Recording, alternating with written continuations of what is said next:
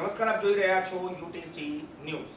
બાળકો દેશનું ભવિષ્ય છે, આવી વાતો આપણે ઘણી વખત સાંભળતા હોઈએ છીએ, પરંતુ આજના સમયમાં જ્યારે આપણે બાળકોને શિક્ષણ મેળવવા માટે શાળાએ મોકલીએ છીએ, ટ્રાન્સપોર્ટેશનનો ઉપયોગ કરાવીએ છીએ, તે ટ્રાન્સપોર્ટેશનના ઉપયોગમાં તો આપણે બાળકોનું ભવિષ્ય નહીં પરંતુ બાળકોને મોતના મુંહમાં મોકલતા હોય તેવા દ્રશ્યો સામે આવ્યા છે।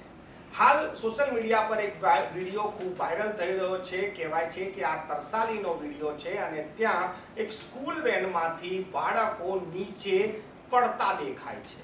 જો બીજા શબ્દોમાં કહીએ તો બાળકો પેલા વટાણાની જેમ વેરાઈ ગયા છે માર્ગ પર।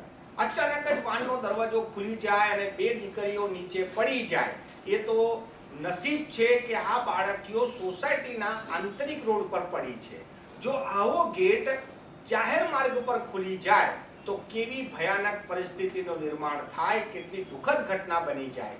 આ ઘટના જોયા બાદ હવે આરટીઓ અને ટ્રાફિક પોલીસ એક્ટિવ થઈ છે અને સ્કૂલ વેન ચાલક પર કાર્યવાહી પણ કરી છે। પરંતુ જાણવા મળતી માહિતી પ્રમાણે આ વિડીયો ખૂબ જ જૂનો છે, ત્યારબાદ આ એક્શન લેવાય છે। જૂનો એટલે કે 19 તારીખનો। હવે સવાલ એ થાય છે કે આવી ઘટના બનવાનો ઇંતજાર આપણે ક્યાં સુધી કરવાનો છે?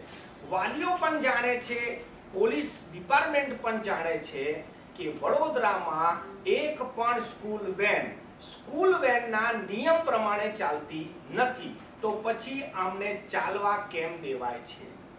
જ્યારે કોઈ મોટી ઘટના બને છે ત્યારે તંત્ર એલર્ટ થઈ જાય છે, નોટિસો આપી દે છે, મેમા આપી દે છે, 10-12 ગાડીઓની જપ્તી કરી લે છે, પરંતુ જેસે થેની પરિસ્થિતિ બીજા દિવસથી થઈ જાય છે।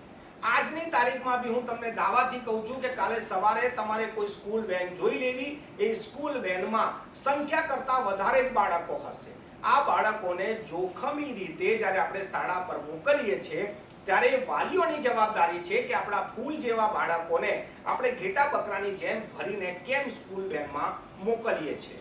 સ્કૂલ વેન ચાલકો તો થોડો નફો ઓછા સમયમાં કમાવા માટે આવા જોખમી પગલાં લઈ લે છે, પરંતુ જે તંત્રની જવાબદારી છે આવા લોકોને રોકવાની, આરટીઓની ભૂમિકા શું છે, વડોદરા ટ્રાફિક પોલીસની ભૂમિકા શું છે, આ ખૂબ જ શંકામાં આવી જાય છે।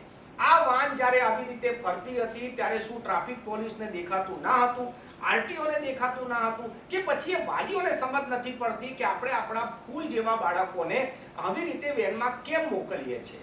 જો આ બાળકો આવી રીતે જઈને શિક્ષણ મેળવી પણ લેશે તો એ શિક્ષણ શું કામનું જે દિવસ તમારું બાળક તમારા ઘરે પરત નહીં આવે? આવી ઘટના જ્યારે બને છે ત્યારે બધા જ લોકો ખૂબ જ દુઃખી થઈ જાય છે, પરંતુ આ ઘટનાઓ પાછળ ક્યાંક ને ક્યાંક આપણી લાપરવાહી પણ જવાબદાર છે। પહેલાના સમયમાં સરકારી સ્કૂલો હતી, સરકારી બસો હતી, બાળકો જતા હતા, પરંતુ હવે તો ખાનગીકરણની જે પરિસ્થિતિ આપણે પોતે જ ઊભી કરી છે, હવે આપણે પોતે જ ભોગવી રહ્યા છે। આપણે આપણા બાળકોને જાણતા સુદ્ધા કે આ જોખમી સવારી છે, આપણે રોજ સવારે તેમને એ વાહનમાં બેસાડી દઈએ છીએ। કોઈ દિવસ તો વિચારો કે એક દિવસ એવો આવે કે તમારું બાળક ઘરે પરત નહીં આવે તો પરિસ્થિતિ કેવી બનશે? એ દિવસ ના બને એના માટે આપણે આજે જાગવું જોઈએ। આપણા બાળકોને સુરક્ષિત મુસાફરી કરવા માટે સ્કૂલ વેનમાં જ મોકલવું, અને સ્કૂલ વેન ક્રાઇટેરિયામાં હોવી જોઈએ, નહીં કે તમારા બજેટમાં હોવી જોઈએ।